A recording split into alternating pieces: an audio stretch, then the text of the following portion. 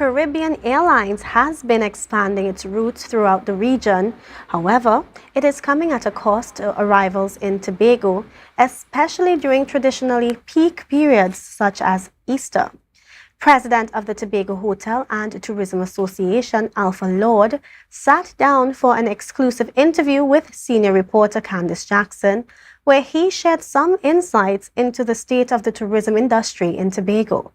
This interview will be unpacked in a three-part series entitled The Realities of Tobago's Tourism Industry. The first part explores the challenges of attracting the domestic market.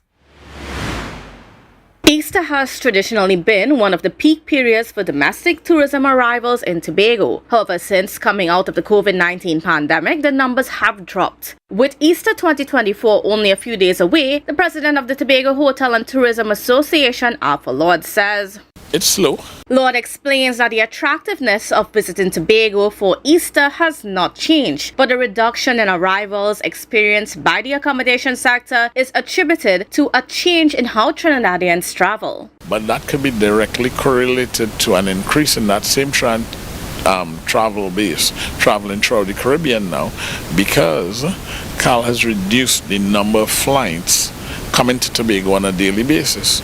But you've seen an increase in those same flights going to other Caribbean destinations using the same ATR 72s that was coming to Tobago. In the past year, CAL increased routes to St. Thomas in the U.S. Virgin Islands and Basseterre, St. Kitts and Nevis, with additional weekly flights to already established routes. Coupled with the reduction in flights available on the air bridge pre-COVID, this means Tobago is no longer the destination of choice over the Easter holidays, according to Lorde. Getting to Tobago has always been so difficult. And you know what? If I could go Grenada, it might cost me a couple dollars more, but I could go Grenada and I can get nice 3 days out of it. I could get a really decent all-inclusive resort. I might as well just go Grenada and do something different. Not only is Tobago facing competition for a relaxing holiday weekend during Easter, but it is also facing competition in the outer world. Tobago continues to host car shows that attract several car enthusiasts with their families and crews, but car shows are now popping up in Trinidad during the Easter weekend. Car enthusiasts do not have to deal with the hassle of getting to Tobago with their prized vehicles on the ferry when they can quickly enter similar competitions in Trinidad. Meanwhile, the THA's announcement of the cancellation of the Tobago Jazz Experience is also turning away traditional visitors, but not for the reasons the average citizens expect. The THA may no longer be hosting jazz events, but jazz-type events are still happening. However, Lorde stated that the domestic market is not hearing that message. The conversation is more about the THA not involved in jazz versus private sector is now leading the way on jazz.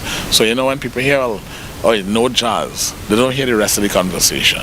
There's no marketing of the rest of the conversation. This means Caribbean Airlines is not obligated to add more flights to accommodate jazz enthusiasts, and it hurts the ability of private promoters to capitalize on the void left by the THA. Meanwhile, there are other challenges affecting the tourism industry. Tune into part 2 in a subsequent newscast for more on the realities of the Tobago tourism industry. Kandace Jackson, Tobago Updates, Television News.